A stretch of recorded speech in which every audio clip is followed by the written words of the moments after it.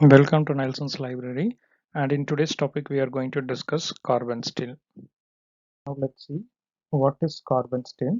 Carbon steel is the composition of ferrous and carbon. These steels are grouped into three categories, that is low carbon steel, medium carbon steel and high carbon steel, depending on the carbon content in ferrous. This is the composition of carbon steel. In the low carbon steel, there will be less than 0.3% of carbon. Medium carbon steel, there will be 0.3 to 0.6% of carbon. For high carbon steel, you can observe above 0.6% of carbon and up to 1.8 or 2% of carbon that is deposited in high carbon steel.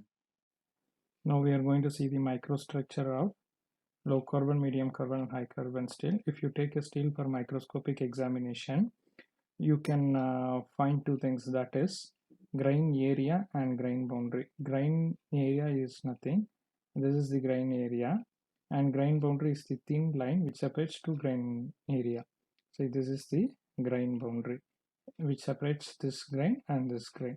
This is grain area and this is the grain boundary.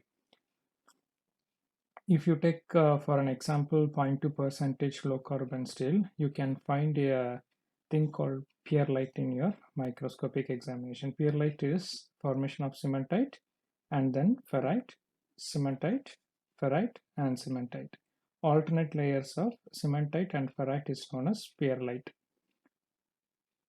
This is how it will resemble in your microstructure examination. See, alternate layers of cementite and ferrite. This is in the case of low carbon steel. If you increase the carbon percentage, for example 0.4% of carbon, that is medium carbon steel, you can find nearly 50% of the grain area are formed with this pearlite because you are increasing the carbon content. So it obviously forms pearlitic formation like this. And now we take high carbon steel. For example, a 0.8% of carbon.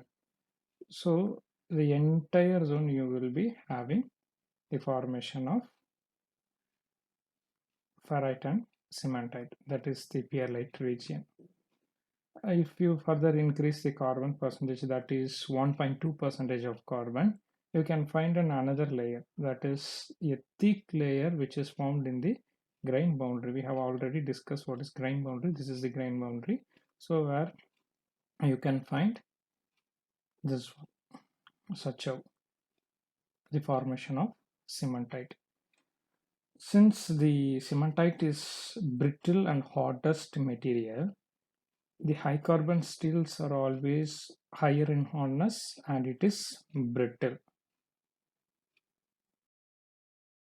If you take the application of this carbon steels, mostly mild steel, that is the low carbon steel, is widely used for making structures because it is good in weldability and also it has excellent mechanical properties, and that is the reason why it is preferred for many application.